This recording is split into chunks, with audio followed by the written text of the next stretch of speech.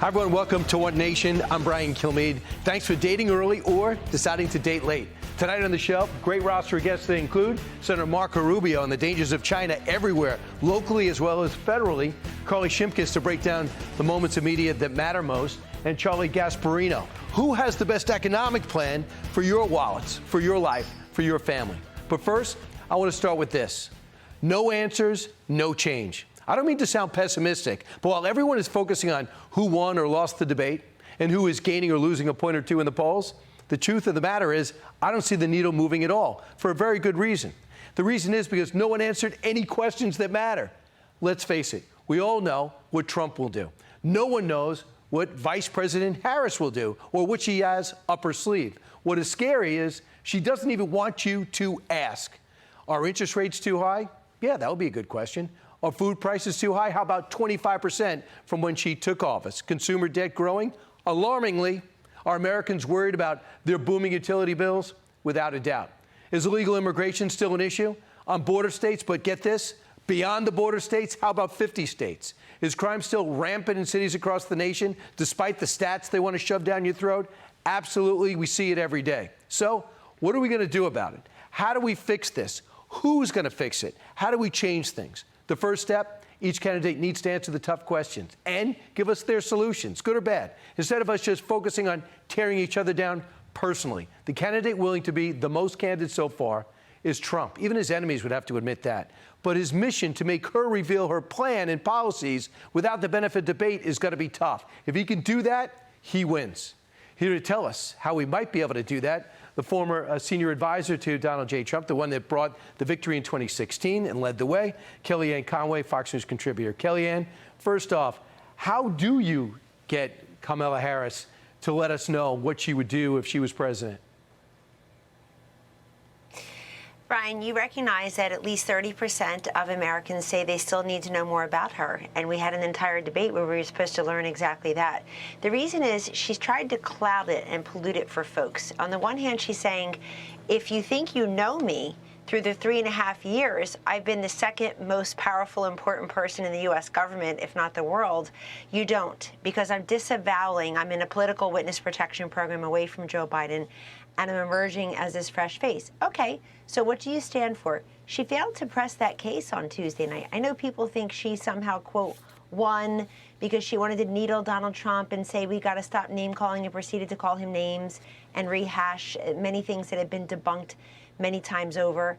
That means that she's the one who lost an opportunity to tell us more about her vision. Elections are about the future, not the past. She was stuck in the past and yet telling us clearly, quote, I'm not Joe Biden. How does he do it? Donald Trump, I think, is very good about having two parallel tracks at the same time when he speaks at rallies, in podcasts, in television interviews, on Truth Social, you know it. You name it. He led what I call the democratization of information. We always know what's on his mind. In the White House where I worked, we always knew who was in charge, who was the president. If you don't like all that, tune it out. But most people appreciate it because at least they have tactile, specific granularity. So what President Trump needs to do, and will do, on the one hand, call her out, smoke her out, as owning and eating everything from Afghanistan to extremism on abortion to raising our taxes, more regulation, all of it, Iran on the march, 1,200 Israelis slaughtered, Putin invading Ukraine. He did no such thing when Trump was president.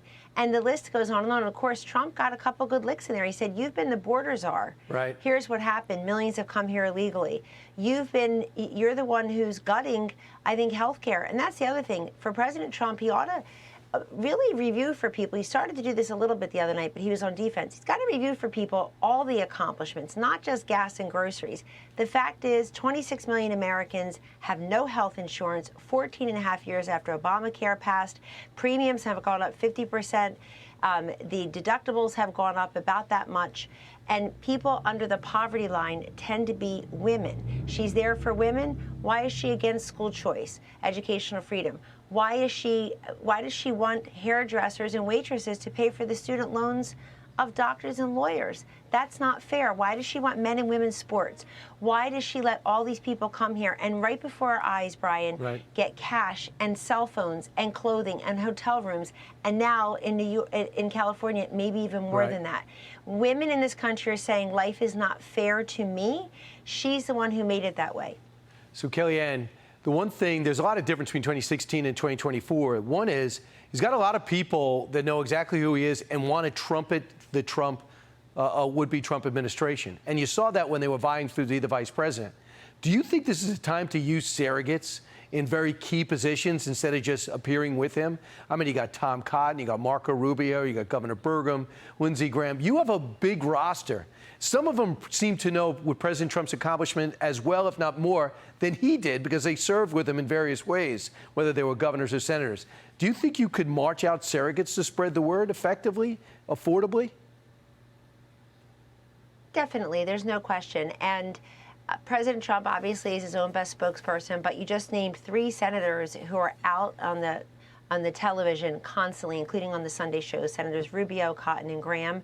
I saw Senator Hagerty the other night. We've got Senator Katie Britt was out last week. And I think even the female surrogates, we've got governors, United States senators, members of Congress, people who worked for President Trump, who know what it was like to be a working mother there and all the policies that he did.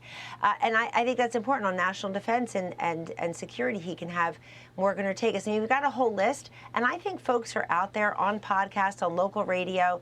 I think it's less important sort of to be in the room with Donald Trump or on the plane with Donald Trump than out there amplifying the message and electrifying the voters. That's what's most important at this juncture. So hopefully everybody is out there, even if they're not asked, that they're invited and they accept that invitation. But I will say what's different this time, Brian, is the mainstream media is being very circumspect and very cautious about having too many Trump voices out there because they got burnt in 2016. The unspoken bargain is, let's put Kellyanne on every show. Let's put Jason Miller out there, Dave Bossie. A bunch of people were out there all of the time as our surrogates, many of them.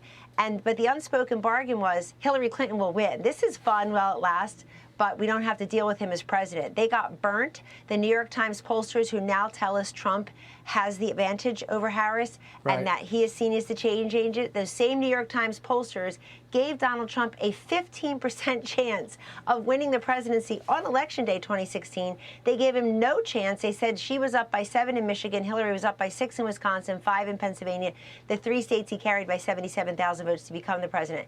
So they don't want to get burnt. I'm sure they regret when their polling actually shows him competitive. Look, this is still Donald Trump's race to lose. The fundamentals are still there, but I agree with you. More voices, the better. It's very hard to outwork the president. I don't care if he's 72 or 28. He just loves to work and loves to meet people. So we'll see what happens in the final sprint to the finish. Kellyanne Conway, I love your show on Fox Nation. Thanks so much for joining us on One Nation. Thank you. All right. Meanwhile, this. I have Tulsi Gabbard on this week. Thank you, Ryan. All right. She's the best. Hi, everyone. I'm Brian Kilmeade. I want you to do me a favor. I want you to click to subscribe to the Fox News YouTube page. This is the only way that I know for sure that you're not going to miss any great commentary, any great news bites, any great interviews coming your way on Fox. You can get it all here on YouTube. So subscribe right now.